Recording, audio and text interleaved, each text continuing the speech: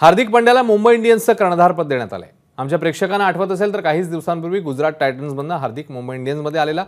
मुंबई इंडियन्सचं कर्णधारपद गेल्या दशकभराहून अधिक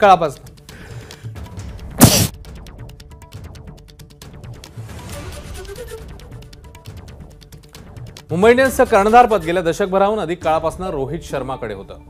रोहितने तब्बल 5 वेळा मुंबई इंडियन्सला IPLचा खिताब मिळवून दिला होता। भविष्याच्या दृष्टीने तयार राहण्यासाठी टीमची धुरा हार्दिककडे दिली असल्याचं स्पष्टीकरण मुंबई इंडियन्सकडून देण्यात आलंय।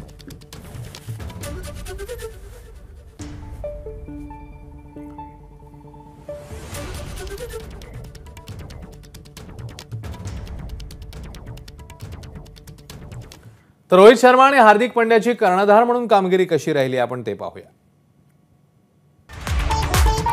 IPL कर्णधार या नात्याने रोहित शर्माची कामगिरी कशी झाली आहे ते पाहूया।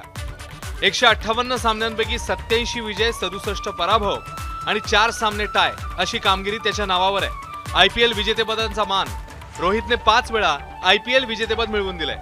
विजयाची टक्केवारी आहे 55.41%। हार्दिक पंड्याच्या कामगिरीवर नजर टाकूया।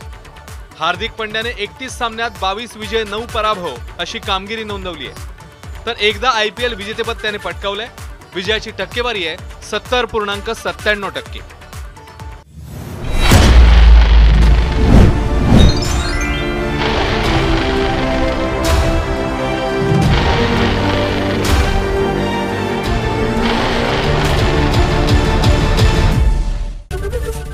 ABP माझा, उघडा डोळे बघा नीट।